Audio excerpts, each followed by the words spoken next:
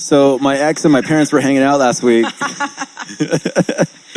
Actually, you know what? Facebook does that thing, like randomly, it shows shit from like 8 years ago.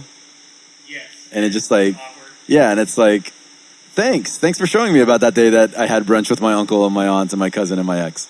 I appreciate that, Facebook. It's all good. That's funny you said that. I think I just got one of those the other day. Yeah. And it was just awkward. Yeah. That awkward moment when your Yeah. parents want to hook up with your ex. No. What? That's really awkward. Wow. She took it to a whole new level. Damn. That would be really awkward. That would be super awkward. This one was just like a picture of me, my mom, and my ex. Yeah. And then like when it said like Facebook is like, yeah, that's a memory. A bunch of people are seeing that right now, Yeah. and everybody's like, ooh. Well, you have to share it before they see it, though, don't you? See, I've seen yours, and Really? without you sharing them. Yeah, Wow. I see my mom because you have to have it in your settings turned off. What? Yeah, Damn. that's This why whole it gives you time. the option to hide it. Yeah, if yeah, you yeah. want to. Well, I mean, the photo's up there. Yeah. So it's fine. I mean, it's not like it's a secret that I dated this person. Well, not anymore. I'll tell you that. Damn. It's okay. And over 2,000 hours of audio, I'm pretty sure I bitched about her enough. Yes. Yeah. It's all good. You know what? We should probably start the show, though. Yes, let's do that. All right. Don't flush the toilet. You are now tuned in to the Crappy Awesome Podcast.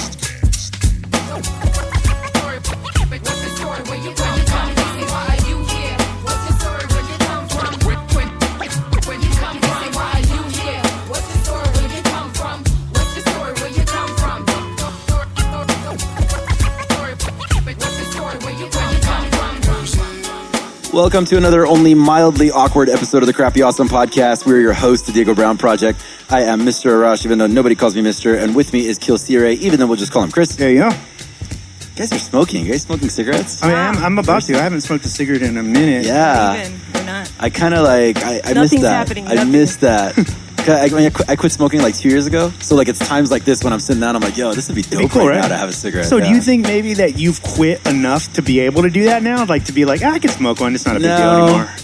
It's No. too much of a mental like. It's just Next thing you know, you'll be smoking a pack a day every day. No. I don't really desire it at all. Oh. Yeah, you know what though? I don't know if I necessarily desire the nicotine anymore. Yeah. It's As the much action. as the action. Something in your mouth. Right. Oh, damn. Shit went crazy. Yeah, that is true. This is not what people expected. It's only a little bit what they expected. But make sure to go to platformcollection.com and check out all the amazing content that's on there. There's all kinds of music videos and essays and content and videos. And I'm just kind of moving words around at that point. Mm-hmm. And while you're there, check out our sibling podcasts. There's Life on the Road with 60 East. Boom. Is that a car? Yeah, it was a car. Heard Okay. that? It was on the road. It's like a Jetsons car. I tried it. Yeah. We're in the future, bro. Future.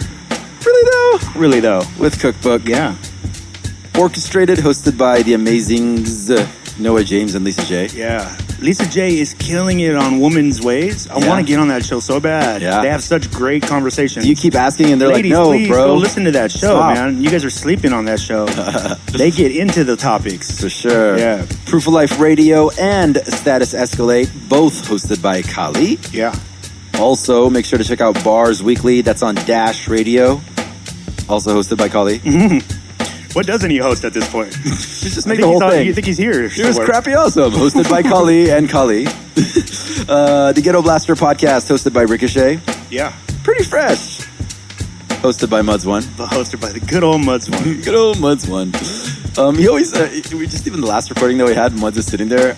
Like you get like random intervals when you look over at him. He's just kind of looking at you, And you're just like, what is Muds thinking right now as he's looking at me? I know he's thinking something. it's a big teddy bear, man. Yeah, he is. I'm just like, what is he dissecting in his head? Nothing. He's going, I love Arash when he looks at you.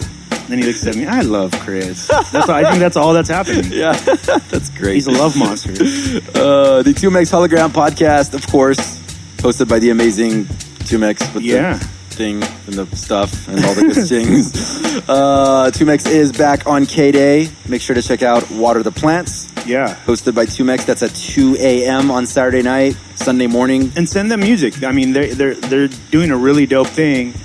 They're taking their platform and they're breaking a bunch of new artists. Word. Even people who just have singles out, they're breaking it. Yeah, that's super dope. dope. They're watering They're watering the plants. Yeah. Yeah. Oh, that explains it. There you go. 2Mex Hologram Radio, of course, still going on 24 hours a day. You can check it out over at platformcollection.com, or you can go to TuneIn Radio and TuneIn search Radio. for 2Mex Hologram Radio, and that's a really good platform to listen to the show on. clean interface, good quality stuff. Yes. We like you, TuneIn Radio. Can you tell we have a crush on you? Shout out to our sponsors, Stay Illuminated. Yep. For all your fresh gear and lifestyle needs, make sure to visit stayilluminated.com and use the code CrappyAwesome for free shipping on any order. Yeah. That's one word, no spaces. No spaces. Right. Yep. Also, people are creative partners over at watertoplants.org. Water to Plants is a music incubator in LA. You can learn more about it over at watertoplants.org. Make sure to follow us on Instagram at Platform Collection. That is one word, all spelled out. And on Twitter at Platform Collect. No shun. With no shun. And of course, Burner Podcast. Not on this particular network, but hosted by yours truly. That's over at burnerpodcast.com and covers the Burning Man community. Yo, this is what I was thinking. Why aren't you on the network? I don't know. Can't we just put your show on the network for people to... Because you're always talking about... Yeah, it's done. On. Okay. All right. You signed? You're signed? Fuck. You signed the contract. Yeah. Okay. Sure. I mean, we get really weird. It's okay. Yeah. I mean, I think it's time now, right? Yeah. You've already implemented it enough into the community that they can... I gotta so tell they don't you, have to go anywhere, and they can just download right there. Just as an interesting side note, by the way, like it is fascinating to observe like how much the community, like the hip hop community, has changed, and how much awesome fans, right, and like how much listening to Burner Podcast, right. I mean, like I have episodes on there about like gender, and like there's a lot of topics that like hip hop wouldn't touch back before, in the day. Yeah, and like now it's not that big a deal. Yeah, so let's just give it to them. Right. Okay, we'll do that. Give it to them. Yeah, we'll do it. Make sure to, tell them about Stitcher and iTunes. Yeah, if you're listening to this on Stitcher, iTunes, TuneIn Radio, or Spreaker, you can go over to platformcollection.com, hear every episode all the way back to episode 0, and have a great time. Oh, that's where I'm just leaving it. Right. You know? And have a great time. Have a great time. It's so nice of you. Yeah. It's like, welcome, come again. Yo, so we're, for full transparency, we're still in Boyle Heights. You heard our interview last week with East of the River.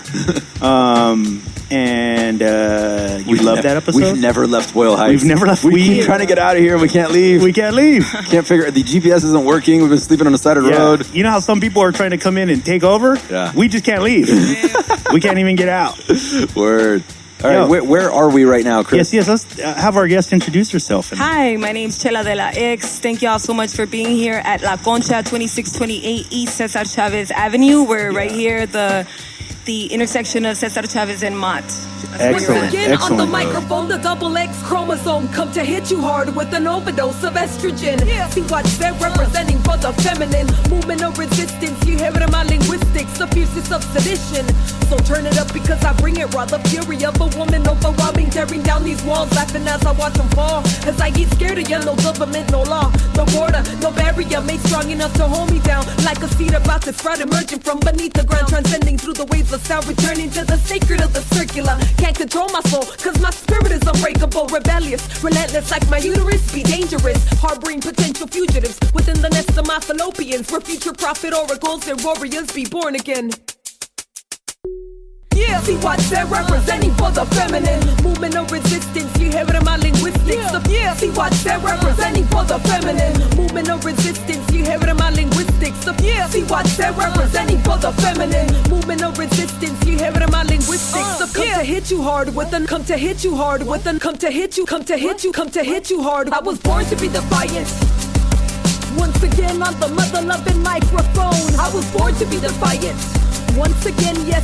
Once again, yes, once again, I was born to be defiant. Once again on the mother-loving microphone.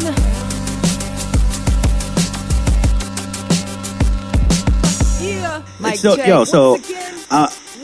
was talking to you a little bit about how I discovered you guys and the work you guys are doing. The girls, the Ovarian Psychos. This is the headquarters for the OVAs. Yes. And very angry squad. One very angry squad. But, I mean, spreading love, though. Yeah, I mean, for sure. The reality is that you guys are answering a lot of issues with money and a lot of issues with lack of resources, with love and organization. Right. And so you guys have found this answer. Talk a little bit about how you guys got started and what was the idea behind it. So we got started in 2010 And really, we were kind of tired of the more academic Chicano spaces where we didn't really like where the lived experiences weren't centered. You know what I'm saying? Like us coming from the hood and like, you know, not necessarily having probably even graduated, college, much less, high school, right? Like we just didn't like hear ourselves reflected in those scenes or in this, or in that kind of culture within the Chicano movement, and so. That's why we got started. We felt that there was like a very real need for just like there to be a space for like the knuckleheaded women, you know what I'm saying, that don't necessarily have the language or the or the theory behind the practice, but the practice was very much a lived experience. Right. So let me ask you this: I was talking to you a little bit about like where I live in Logan Heights. Yeah. There's gentrification happening, and one of the things it's what you said right now is something that I find like it's very concerning to me that in Logan Heights there is a gap, and I talked to you about this, Arash, a little bit, that there seems to be a gap of the people who live in the community. Then there's people who are, I don't think this shouldn't be not hand in hand. There's people who live in the community, and then there's people who are fighting against gentrification, and then there's people that are not from the community that are also fighting the gentrification, and then there's the people that are gentrifying. And it seems like the people in the community kind of get lost sometimes. And I just put an Instagram post the other day talking about this, about how I was walking the neighborhood the other day, right? Neighborhood I grew up in my entire life, and I was walking by where it's happening in Logan Heights is on Logan, the street. Walking down the street, and some guy comes up to me and he goes, I was just walking by a taco shop, and he's like, you can't go and eat your gentrified tacos there. And I'm like, yo, like what? And I was like, it's because of the glasses and the beard. Right. And I was just like, what the fuck? Like, right? Like I grew up there. I spent most of my life on the bus.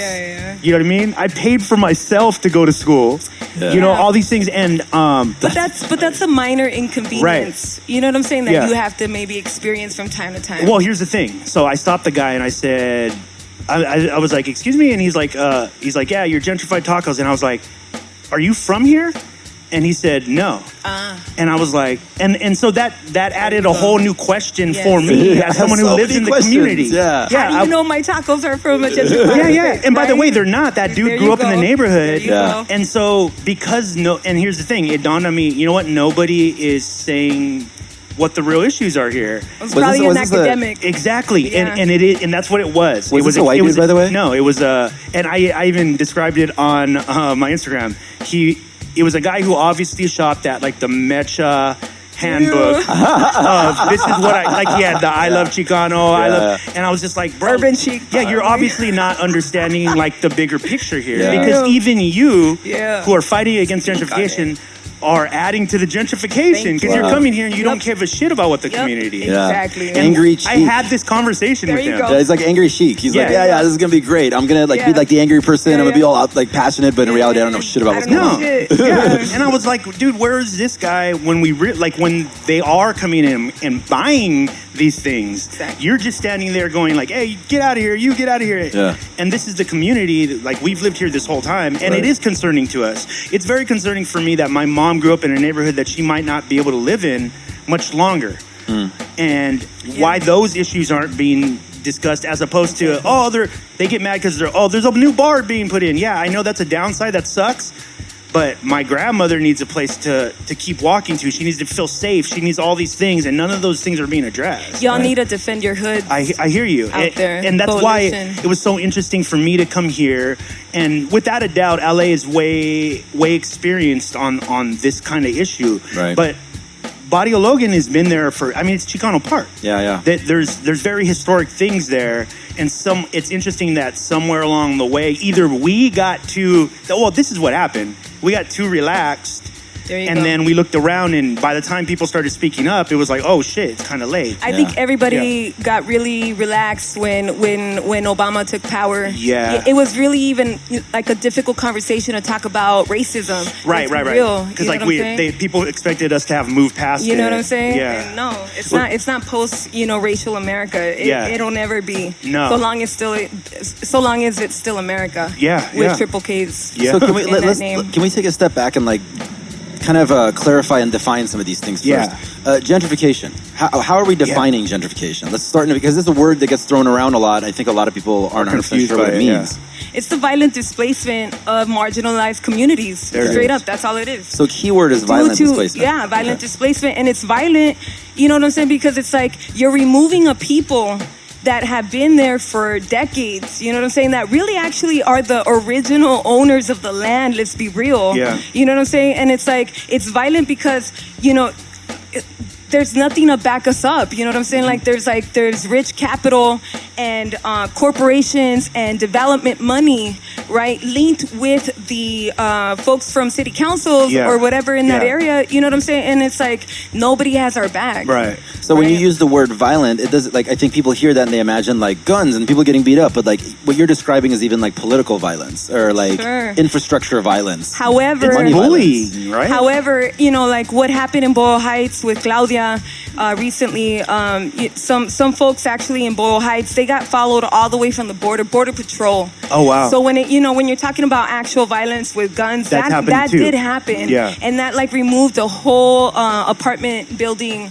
full of folks. The Border Patrol came in and cleared out an apartment building? Yes. Okay. Yes. Because the apartment building On was some something trumped up that... charges. Because developers wanted to develop that I feel building. like we feel that that's the most case. of the time. I mean, I don't think that's much of a secret anymore, right? And also ICE is also being used. You know what I'm saying? Like, you know, that's been largely reported. Folks, exactly. To remove folks just simply based on their immigration quote unquote status. Yeah. So are you finding that there's like an increase in agencies getting involved in the community, like ICE, like Border Patrol, when there's developers coming in? Of course, yes. There's like hyper surveillance also by the cops. Like recently with our protests against the White Wave coffee shop, there was like so many hura that it was crazy. You know what I'm saying? Like there was even a woman that was coming out of the coffee shop and she straight up just like jaywalked.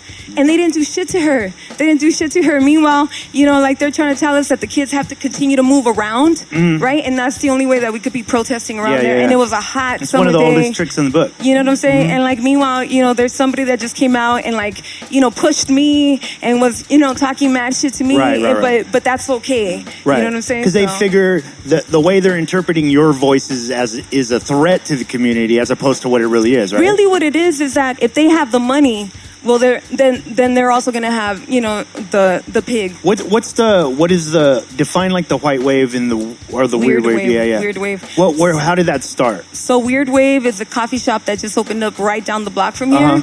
And what it is like two white guys with like this Salvadorian vato that's like basically has like mad amounts of money. Sure. And he's also owner of like a grip of parking lots in South Central and right near art galleries in South Central. So this motherfucker is like gentrifying all over the place. You see what I'm saying? So it doesn't even matter. Like identity politics really need to get checked in this framework, right? Because it doesn't even matter if you're brown. You know, like you might have the money. Right. And you might have like the same kind of values, right? But you're not getting the opportunity either, right? No, but as a brown person, what you're doing is you're signing up to that shit. And you're saying like, it doesn't matter so long as I'm getting paid. Right. You know what I mean? And so it doesn't matter for him that mad folks are going to get gentrified out of here, because one thing that is clear is that anywhere from Highland Park to Echo Park, coffee shops have always been the key thing to open up. Things that come in, right? That and art galleries as well. Absolutely. So that's exactly what's happening. Yeah. Okay. You know this is something that I've always like. I want to be educated on this. There is like, because it seems to me like watching it like firsthand, there's like this movement first of like, oh, okay, this seems like a peaceful thing, like, right? Yeah. And then next to the arts place, now there's a bar, and everybody's like, oh, okay, that's not exactly what we want, but okay. And then another bar, and then a high rise, and then like apartments that literally no one in the neighborhood could afford, like literally no one in the neighborhood could afford. It would be innocuous only if there hadn't been so many other, like examples of this same situation. Right, so right. because we have Highland Park, because we have Echo Park directly to look at, like when you think about the fact that Mi Vida Loca, right, it's like might as well be in a museum really at this point, because at that time it was like primarily working class, immigrant, brown community, and it's a not working community. You know what I'm saying? And it's not like that anymore. Yeah. Right? And so, like, let's be clear. Like, we understand that, sure, like, it might seem like it's not really, causing any harm, but really, when you look at it and you really, like, have, like, a concrete analysis, it is very much part of gentrification. Yeah. Okay, so... It's the first waves. In your like analysis of the community, right? And were you born out here? Yeah, I was born right here in White Memorial. Okay, so you've seen back when Cesar Chavez was Brooklyn Avenue. Okay, so that's on my fucking you've seen all the changes. Well, not all the changes, but currently, I've seen the changes. So what is your thing that you feel like if you had to, and you are right now, like you speak directly to the community who is sitting there going like, and they're scared and they don't know what to do. Sure.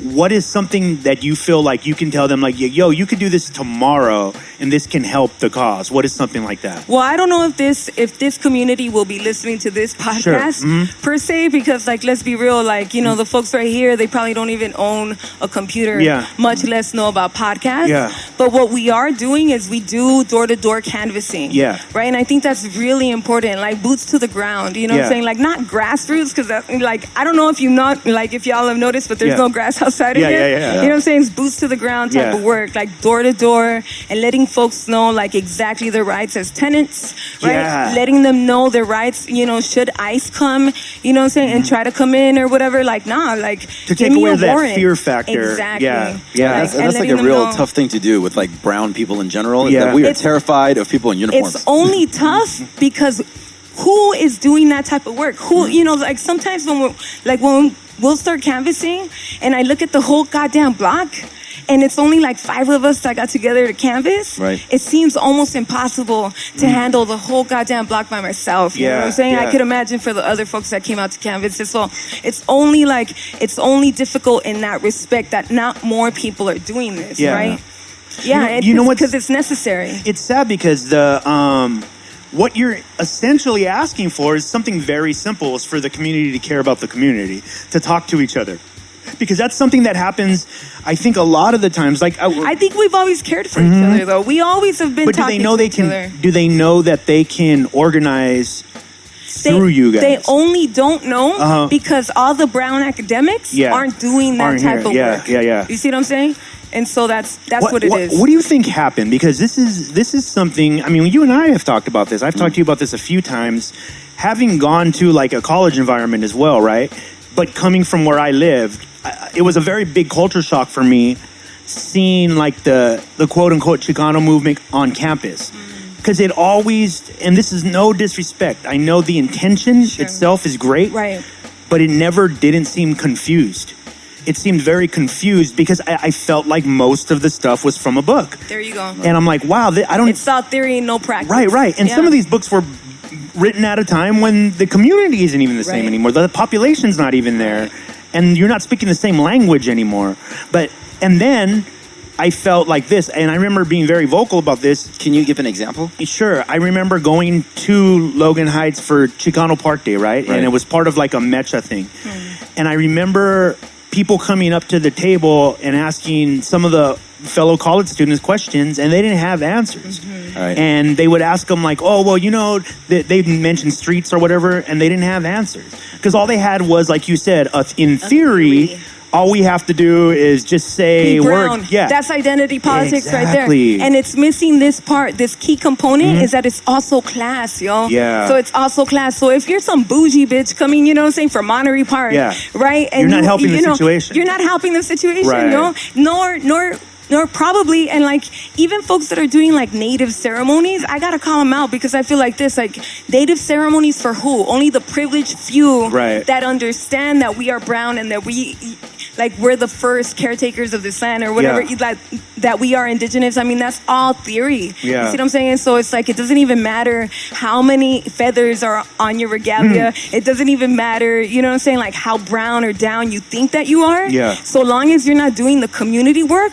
you ain't shit. It doesn't matter. You ain't shit. Yeah. I agree. I think somewhere along the way, people got lost in the romance of like, oh, I'm a indigenous. Yes. But have literally no idea that they're, in a lot of ways, are adding to the issue. Oh, you don't You know even what I mean? know. You Yeah. don't even know. Like, we'll get mad criticisms. Like, for example, there'll be some folks that'll even have the nerve to say, well, all y'all gotta do is just buy a property. That's all you gotta do. As if there's no idea, like, as if there's not even a clue about generational poverty, Right, yo? right, Like, right. what's up with that? Like, my parents also came from, like, you know what I'm saying? Like, first generation, like, not even first, like, I am first generation right here. You feel Yeah. me? And so it's like, how are you gonna tell me that all we gotta do is buy property when meanwhile my mom was almost gonna lose her fucking place of living, where I had to go back Right. and help her ass? Like, there's no like trust fund for me. Right, You feel me? There's right. there's no like generational giving of like property or value or like Or even the like, knowledge money. of There you attaining go. these things. You know what I'm saying? Yeah. It's like, how you gonna tell us fuck that? You know? Yeah. I don't know. It's ridiculous. There is always an issue when politics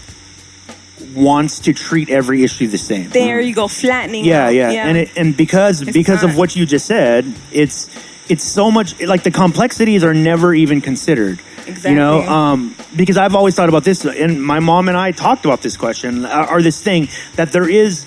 I can't go to my mom and ask her how to buy a house. Exactly. She's never been in a position to buy a house. To buy a house. It never Thank you. starts anywhere, right? Exactly. And if there isn't some system in place to add that knowledge, something has to happen, because Fuck the there will be a system. gap. We right. gotta do it ourselves. And Fuck the it seems system. like that's the only Sure, way. Right. Yeah, at this point. So I want to go back to the beginning here.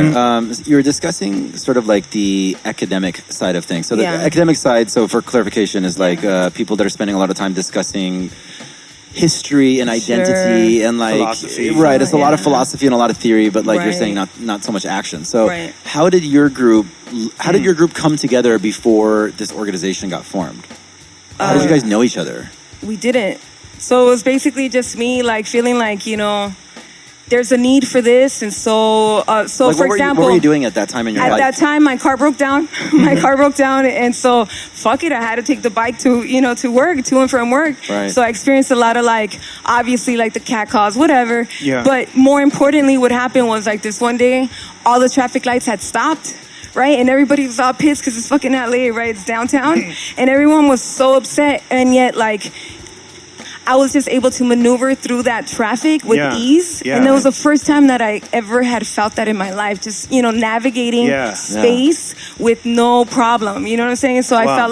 felt like freedom, like in the truest sense. Like not free, like we're free to buy, you know, like whatever option is like presented to us, right? In terms of like capital or whatever, like capitalism, right? But like in terms It's of limited. Right. In Right. terms of like real, like the sense of like real freedom, I felt it at that moment. I was like, fuck, like I want to feel this with other women. And so that's, you know, I sent out a shout out to women, like if they were down to join, you know, some type of bicycle collective, always with the idea that it would be dope to connect folks, right? Like, let's say that's, there's a collective like doing some work around immigration issues. Sure. It'd be dope to ride our bikes from here to there. Yeah. And like connecting the dots in that type of way. Yeah. And so that's what happened. And our first meeting was at Corazon del Pueblo, which does not even exist anymore. Where was that at? It was another autonomous community space off of First Street. Off of First, and they got displaced also because what happened? An art gallery opened up right across the street. Wow. See what I'm saying? And so it raised the rent for them, and so they couldn't afford it Beautiful anymore. analogy, by the way, that there was a traffic standstill Yeah. in LA, and like if you guys are not from LA, like Yeah. they are legendary. Oh my God. It's fucked up. People And were the anger is they real. were- yeah. And so like this is They like were pissed. it's totally symbolic of the system coming to a There you go. standstill where like everybody's like I did the right thing, I bought a car, I'm trying to go to work, Exactly. and then you know what, you use your own human muscles Exactly. to like get Your through own it. will. Yeah, Right. and determination. How many Yeah, people were in for the sure. first gathering of the bicyclists? Oh, it was good. The first meeting like pulled about like 15 women. Yeah. How did you organize them? I just did a Facebook shout out, Okay. and I flyered around the community, and that was it. That's 15 awesome. people linked Yeah. up, and where'd you guys ride 15 to? women, and so we rode from Corazon del Pueblo, like to highlight the fact that this space exists, and let's start utilizing it more, right? Yeah. And we rode out to what used to be not a cornfield, It's now LA Historic Park. Yeah. Yeah, and so just to kind of show like the disparity, right? Because right around there's a community, there's Willie Mead housing projects, and this is a community that's like fenced, right? Like there's like factories on one side, and then there's like the detention centers all surrounding them. Oh wow! And I also worked in that community with the youth right there, and Yeah. so like to be a youth, right? Like where all you see when you're coming out of your house is like fucking detention centers or a factory that you might work at. You know what I'm saying? Imagine that shit. Yeah. Right. And so like just kind of connecting that, like connecting the issues of our community with the fact that we are riding bicycles, not for the leisure, because I feel like we've never been able to afford that kind of shit, especially now. Yeah. Where it's just a leisure ride. Nah, and dude, I feel you. just to ride, There just has to to be a clock purpose, miles. Fuck right. that. No. Yeah. And then that movement starts to build up, and you start to see the ideas start to spark for what it's turned into. Yeah. Tell the rest of the story. How did we end up here? So we ended up here because in 2014, this homie had a space out by First and Anderson.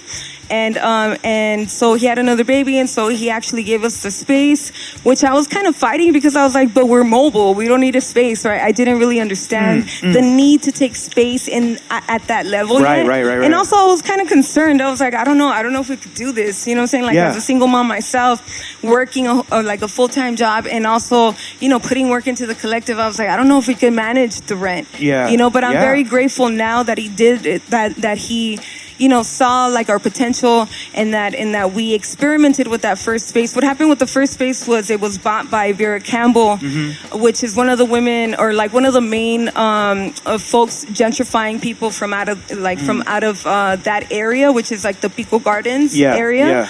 And she's one of the main folks that are buying the warehouses and then leasing them to the gallery, you know, like to the folks that own the galleries now.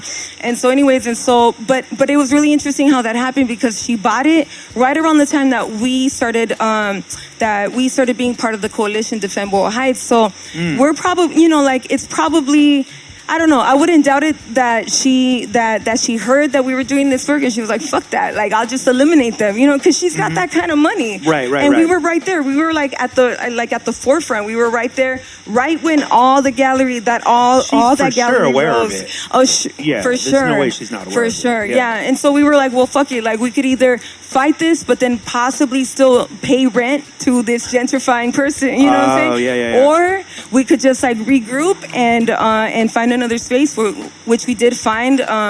You know, thankfully.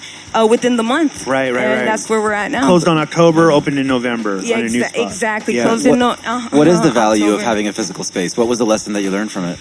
I think the lesson was that, you know, we can experiment. We can experiment with the capacity of our potential in terms of organizing and in terms of just like taking up the space. Yeah. And being a constant reminder to folks that, like, for example, we're an autonomous space. So what that means is we don't take any kind of government funds. We're not a 501c3, nor will we ever be on purpose. Yeah. Right. And so to really kind of like highlight, like, you know, we can be sustainable, and this is how we can do it. Wow, that's awesome. Yeah. Right. Okay, so That's interesting. Let's talk about. Sorry.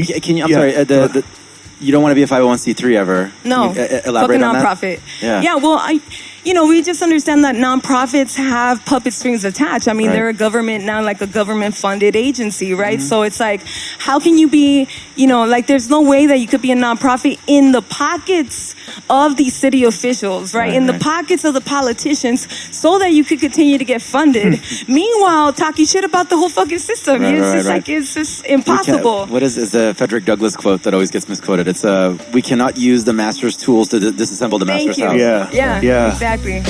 And the smoke made signals, fire clouds of embers from out of our earth mother's breath that flowed from the brown curves of her breast, like melted bone and tender flesh, made from the ash that we will be again in death. We are the ancient writings etched in black, inscribed in red. We are the infinite, infinitely blessed. We are the last remaining shreds of evidence, cut from jagged edges of raw flint obsidian, made from stones of broken pyramids. Did you forget who you are? Encoded like the melanin of sun-kissed burnt amber skin, descended from those carved out of wall-filled hieroglyphs. We are the walking, breathing, living goddesses, the connection of 7 tribes with the same one origin. We are the creation that flowers from within the depths of barren lands, once deforested and made green again with the seeds we've harvested. That's Wow. fascinating. Look, I want to talk to you because you're a single mom. You grew up in the community. Half and half. Let's talk about a little bit about your growing up. What kind of kid were you? If you had to define like yourself as a kid, be your own kid right now. How are you defining your kid? So I was the only girl in a family of all boys. Okay. All right, and then this is like like our perpetually colonized like Mexican traditional home where like the woman doesn't matter. You see what I'm saying? Wow. And so like I had to care for my brothers and like serve them and clean the house and all that shit. And like meanwhile, I couldn't even go, not even to the backyard, not even to the front yard. And I was kind of like a nerd. Like my escape was the books. Yeah. And even like after a while, my mom was like, "Well, you're getting too many ideas," and she hid the books from me. Straight up hid books for me, right? And so, what kind of ideas were you presenting to your mom that she got scared? I don't know what kind of. I don't know, but she just didn't like that I was like so maybe just thinking out of the box. Exactly. I don't know. But so, and so what happened was, I started like recognizing that this is bullshit, like what I was living, and especially like seeing my mom like getting beat up or whatever. So one day what happened was my dad was just, like fucking laying it in on my mom. And I was like, fuck that, dude. Like, no, right? And so I picked up the phone to call the cops as a little kid. Yeah. And then my dad just like yanked the phone from the wall. And then fucking dropped it and was like, "What are you gonna do now?" And started, and continue with my mom, like fucking just fucking her up. And so I grabbed the phone and I just started fucking him up with the phone, like. And how old were you? I don't know, probably like 12. Yeah. At that time, and so what it did was show me a couple of things. Number one, fuck the cops, and like and it also kind of like reconfirmed this idea of like. Like if I want something to stop, I could do it my goddamn self. Oh, wow. You know what I'm saying? Like I don't need like outside intervention for this shit, right?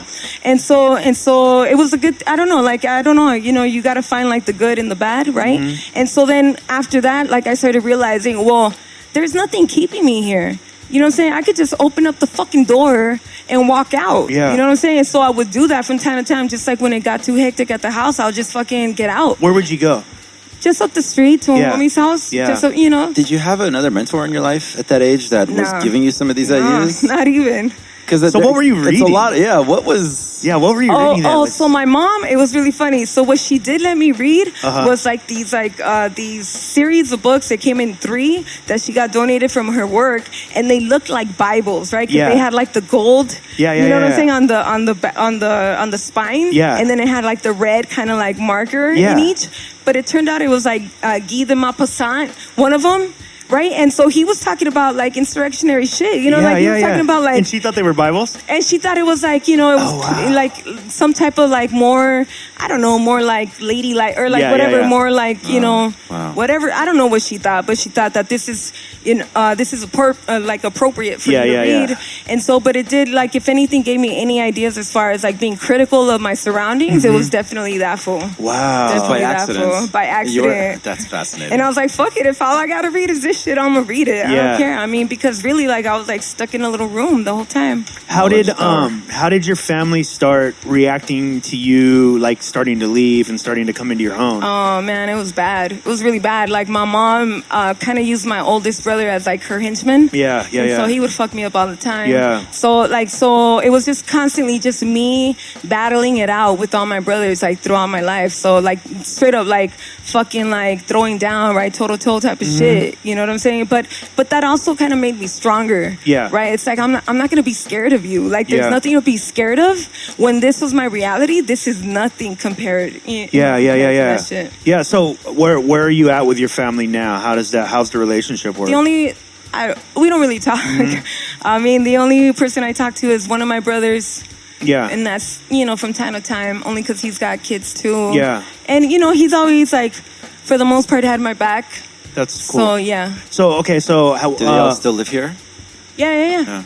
They're all still in the community. Oh, well, one of them had to move as far as the Inland Empire, really, to be honest, because he couldn't afford this shit. It seems like a lot of people are moving to the Inland Empire. And I think that that's also strategic in the sense that they're going to move us wherever they want workers to develop that. Right, you know right. And then continue to move us out. And and it's like, nah, dude, like we say today, we're not going nowhere. You know what I'm saying? We're going to fight this shit until we can't fight it anymore. You know what I'm saying? Yeah. Till our death, if necessary. I don't know. I'd love to hear your opinion on this because I've noticed one of the things, and this is the thing that's really like perplexing to me about gentrification, right?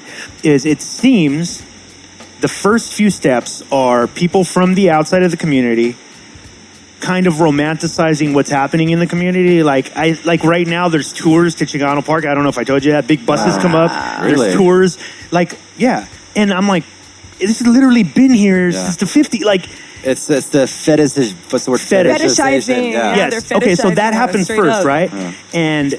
And then, we want to, this is where the best tacos are. This is where all the stuff, all these superficial things that are a part of our normal everyday, right?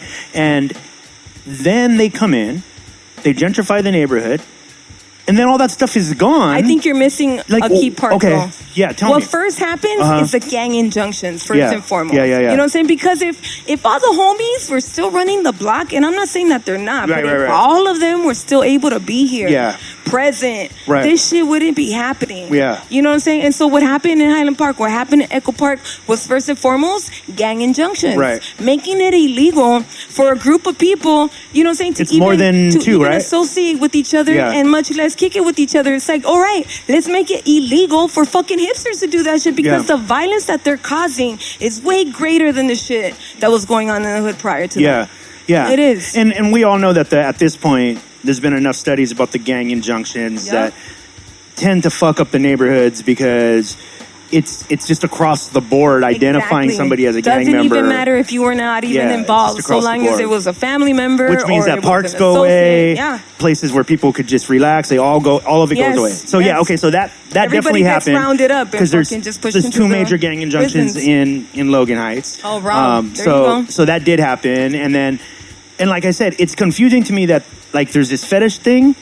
But the end of the fetishizing of this community is getting rid of the community. It's insidious too, because it's like, for example, California Endowment, right? Then we'll give like a certain amount of money, right, to let's see, cultural treasures, right? And let's identify the key parts, like the most beautiful parts of the neighborhood. Wow. It's nasty. That the happened. whole shit is crazy. Really. UCSD came in.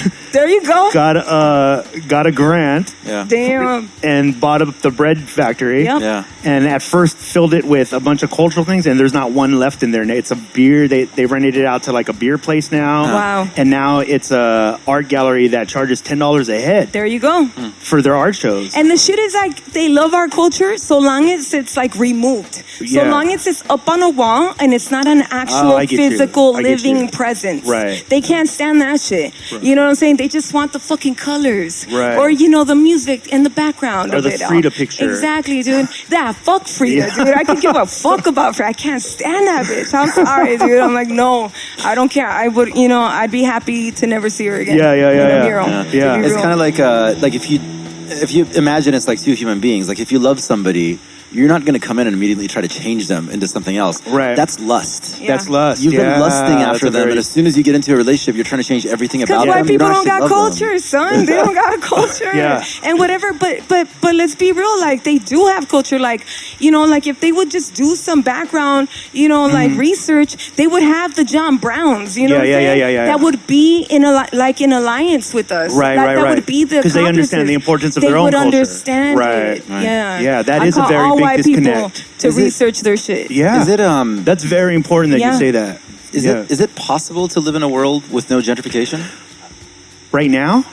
I think it is possible, yeah. So long as people, look at, I think what the Zapatistas and what we kind of wanted to promote was the whole Zapatista coffee events. But what the Zapatistas have been showing us since the uprising in '94 is that you can, as a community, you can organize yourselves. Because what they're doing is exactly this. They've been understanding that, capitalism, neoliberalism will affect not just them there, but everybody here. Right. It's just, and if it hasn't affected you directly, it's just a matter of time. Right. And that's everybody across the board, even poor working class fucking white people. That's just gonna affect them too. No, if it's not exactly, already. No, that's exactly my point. That's why I'm asking the question. I'm wondering, because the thing is, the wealthy, powerful elite, they have a lot of patience. Because they're in it for the long game. Like, I mean, like Barrio Logan, like they've been making moves. We've been watching those moves my mom for was decades. a kid. I remember this like it was yesterday. When I was a little kid, my mom came and she's like, I was down at the library downtown and there was like a big thing of the development of Barrio Logan. Yeah. Way before. This is when it was tough to rock around the neighborhood sometimes. And they were planning that before the money was even there. Yeah. With the intention to sell it to people with money. Barrio Logan is on the bay and it has a view of downtown. Yeah. It's right and it's right under Coronado Bridge. I mean, it's amazing that it took this long. Yeah. But I mean, there was so much pushback from the community. There was a lot of art. I think like that had a lot of power. Remember when we interviewed Heriberto Ariel, like he described a lot of the involvement that he had with the community. Yeah, that was the early years. Yeah. That was the early years. And what happened, I think, with them, and this is exactly what I see happening is, so the dads of the kids that are like trying to fight the gentrification, they were literally people that were in the streets at one time. Yeah. And that component is just gone. Right. Because it's more of like a sticker or just a poster. Yeah. But there's no presence. There's literally no presence at all of anybody speaking out loud at all. Yeah. But I think that, I think if anything, Zapatistas have shown us that, like, these are people with absolutely nothing. And have fought the highest levels of government. You know what I'm saying? Right. And that they could still put in front, like, right before you enter any of their caracoles, no government is allowed here. Yeah. They're risking every goddamn thing. And, like, we got to, like, look to them for examples to date also. You know what I'm saying? On some real shit. Like, like, for... I don't know. I kind of feel like, what they were telling us back then, probably I didn't really understand it. I was younger, whatever the case, right? But I see it so much clearer now. Yeah. You know what I'm saying? That like it's gonna entail like the whole community to understand like the capacity of their abilities. Yes. You know what I'm saying? Yeah, and to like really like get to know your fucking neighbor. That's so important. That's the most revolutionary thing you could do right now. I think that's... Get to know your neighbor. That's why I cued in so much on you saying the community needs to going around to the community and spreading the word covers two things that largely go away in communities that are in communities very much like Boyle Heights or Barrio Logan, where there is an implanted idea of fear of each other that is perpetuated consistently by everything but us. Like, we have other people telling us, like, oh, you gotta be afraid over there. Oh, you gotta do this. But here, we'll sell it to our own kids on some shit. Like, so long as you do good in school, so long as you get a good job. Right. And even white people have always thought, like, so long as I continue to be white, it's gonna, you know what I'm saying? This shit ain't gonna affect me. Yeah. But what we're seeing is that, it's all been lies this whole time, son. To everybody. To everybody. Yeah. We just gotta really understand that shit. Yeah, it's super interesting. We talked to the East of the River crew about, and this is the Sunday after the incidents in Virginia, right? Where racist Nazis attacked people. That's basically what happened. Right. And we were asking them, like, in this time of like where it's becoming very obvious for people who are paying attention anyways that there are people openly choosing sides to things. There's people that are no longer afraid to hide the evilest of hate anymore. They can just be open and they can stand on it. They can grandstand on it. And I thought it was very interesting. I was hearing I don't know if you know, the deputy mayor of Virginia is a young black man who was elected by the community, and he's a person who walks the streets all the time. Right. And he was talking about how if in this day and age, if Americans cannot wake up to the fact that people are killing other Americans and they're against everything that you believe in, and you're like, well, that happened over there and it's not going to happen. It's coming. It's coming everywhere. Yeah. There's no doubt about that. And there's never been a time for communities to come together than there is now. Like, we're only going to have each other to depend on. Right. And I don't know if people are truly understanding that concept, that it's coming quickly. But also, like that what the shit. Fuck? That shit was here at the house, like here at home too. Yeah. Like, motherfuckers were out in Cudahy. We're out in Cudahy. I'm pulling that shit up right now. Where they were like, they straight up like went into this community. These, like these fucking racist ass crackers came into the community, and then they were like pushed out by people saying, "Whose streets, our streets." That was it. Yeah. You know what I'm saying? Like, there was no physical violence done to them. So they run like little bitches into their car, and what do? fucking, you know, like they're fucking ready with their pepper spray and they aim it to the children. Yeah. And then they fucking they just that peel out. happened yesterday. We What heard the about them fuck? they had large Put it canisters in, of and pepper it's spray. happening also in Venice, where there's still a brown community too, dude. The same people went out there too. Yeah. And it's like, a few when times, the fuck, right, in Venice? Yeah. When the fuck? Okay, let them come over here. What's up? You know what I'm saying? Like, we're ready, son. Well, did you hear what Michael Rappaport said? I don't know if you guys are familiar with Michael Rappaport. He's been he's a great big actor, like in the 90s especially. Yeah, but he's very outspoken. Now. Yeah, he has a podcast, and he was calling them out. And he was calling them, he's like, you guys are a bunch of bitches. He's like, first of all, you guys end up at a college, right? You go to a college place because you're like, oh, we can assert ourselves here. Right. Bunch of college kids. Sure. And he's like, if you were really about it, he said too, he's like, you'd go to Boyle Heights, you come to the Bronx, you come to all these places. And so if you're really, really about it, he's like, you guys aren't really about it. Yeah. He's like, you know? And I think that they were testing the waters to I think so too, Cudahy, right? But because like there's not a lot of like organizing going on in Cudahy, although there is, but it's not like Boyle Heights. But so the folks that went out was specifically David Feiner, I don't know how to pronounce that shit, from the Red Elephants. And these are the same folks that have been going out to fucking Venice, South, County, Santa Monica, probably. Yeah. You know, and they don't even look Aryan white to me. It's like, come on now. You know how are you gonna have brown hair, brown eyes? Yeah. And the woman You're that he's obviously not a traveling pure with race. looks Asian, son. It's like, what?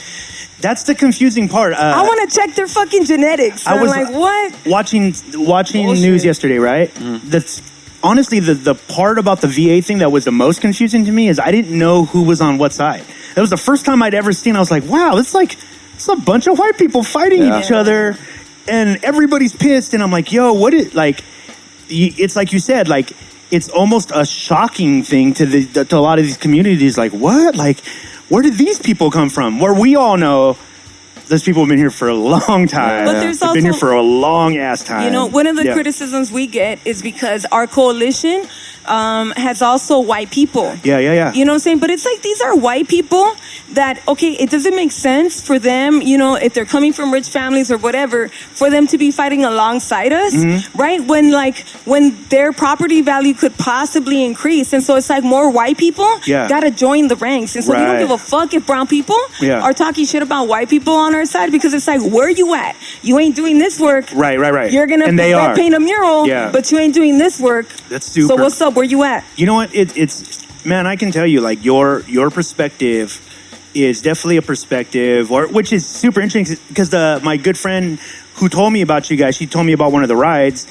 And I know she's gonna listen to this. Her name's Irene Zepeda, and she was looking for some. Like she's like, she couldn't find what is the answer here, because I'm telling you right now from firsthand experience, that is the answer. There is no one talking about what you're talking about. You know what I mean? Like there isn't that middle ground connecting, like not just theory, action with community, and that's missing. And it's really dope to hear this perspective, because the thing that you said earlier about how when you were saying like white people, it's going to affect you no matter what you think. Yeah, and I think that's a lot of times a lot of communities just don't know that. Right. You know, like they don't know like oh, at the end of this, it's so capitalism. It's me, and it's going to come back to me somehow. Yeah. And that's I think if more people understood that concept it's empathy, man. Yeah. That's what it is. Well, it's knowing that it's more than just you. It's not going to save anybody. What you're describing is like a lot of the way that a lot of our political system has end up in the position it has, because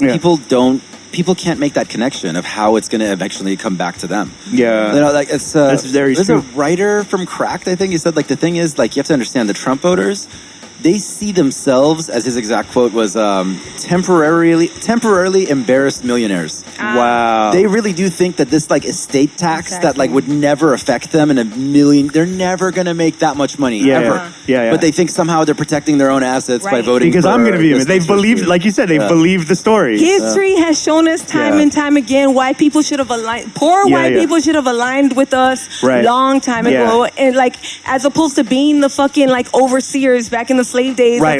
Being the fucking hura today, dude. They're being used too. They're being used. Everybody's being used. Let's be real. Right up. Yo, let me ask you this. I want you to tell people how they can get connected with you, even in other cities. We have a lot of listeners in other cities.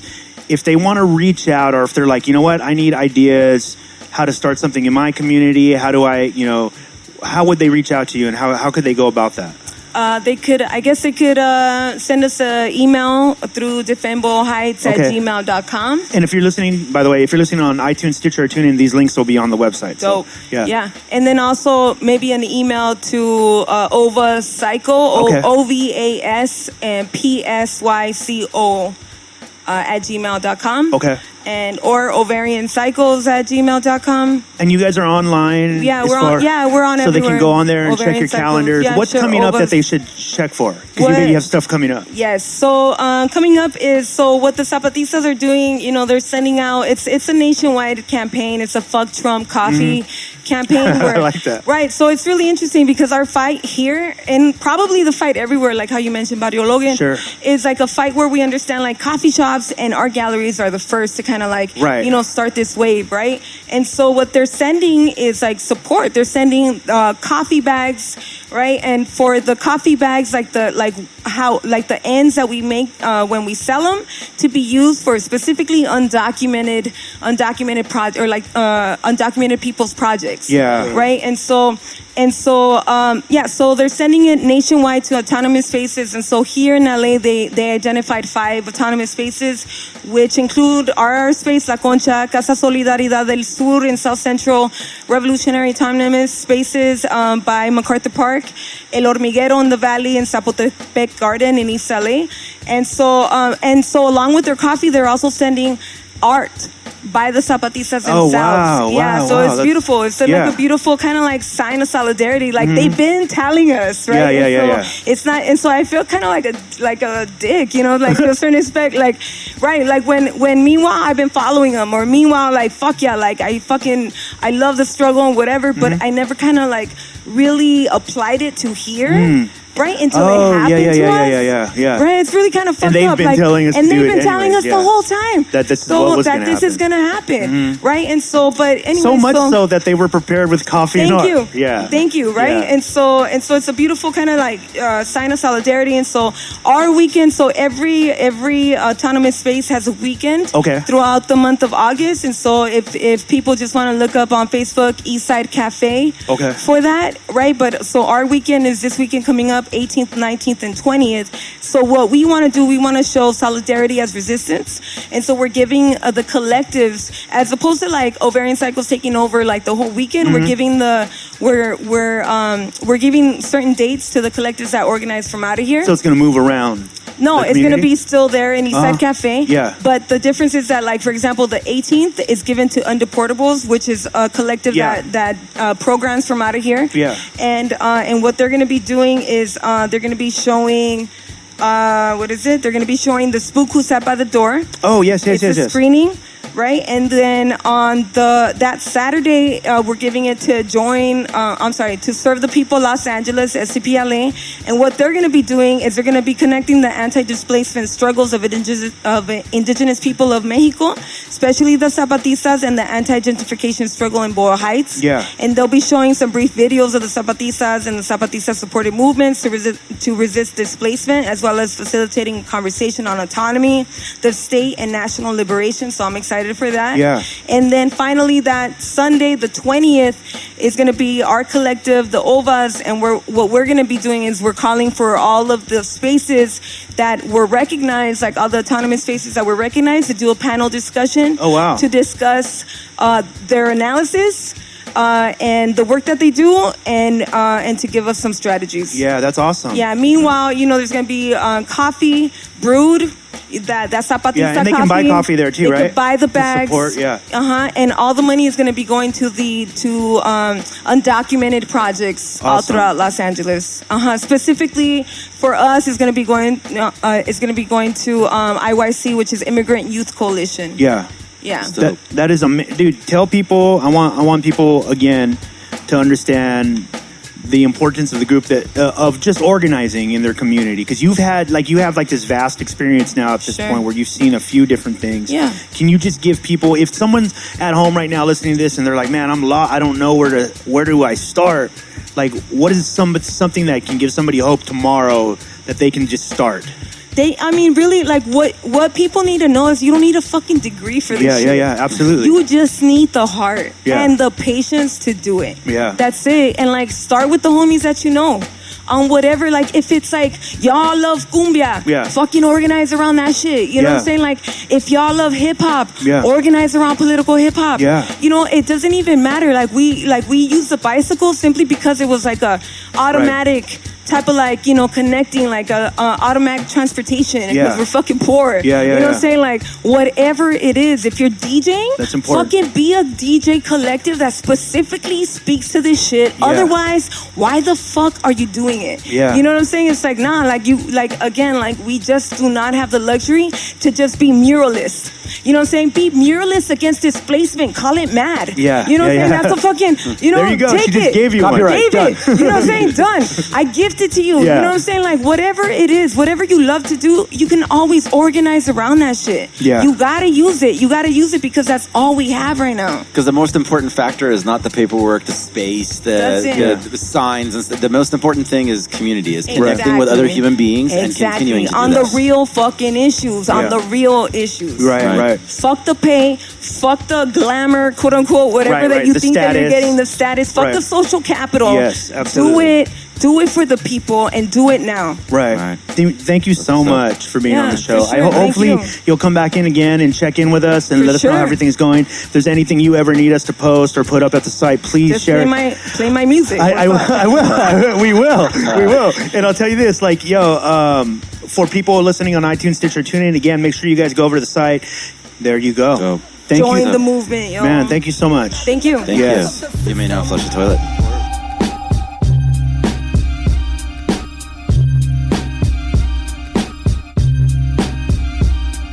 Imagine the collapse of the system. Imagine your spirit free risen, alive with no pain, no slaves, no sickness, liberated from your mind, self-imposed prison. Imagine transcending the matrix and finding true wisdom. Imagine the visions, the drums, the rattles, the rhythms, the battle, the conviction. Whole nations united, the tribes with they fist up, ready to unleash the warrior that sleeps within them. Can you imagine it? The drums, the rattles, the rhythms of battle. Imagine the collapse of the system. Imagine the wind, the rain, the thunder, the ocean, the waves. Whole cities drawn under the fire, the flames, the earth mother's hunger. Imagine the chaos that leaves us straight humble. Imagine the struggle. No running water, no value in your dollar, no modern comforts. Who will survive, who will suffer? Once hunted, we become the hunters. Training in the hills, from the projects to the res, to the jungles. Be still for a minute now and listen to the spirit of indigenous resistance. How to kill, quickly, accurately, efficiently. It will become a reflex action. You will learn how to enter a combat zone and evaporate into shadow. You will learn how to survive. Or you will not. The drums, the rattles, the rhythms of battle. Imagine the collapse of the system. If you seditious, put your fist up, put your fist up, put your mother-loving fist up. In the spirit of indigenous resistance. The drums, the rattles, the rhythms of battle. The drums, the rattles, the rhythms of battle. Imagine the collapse of the system.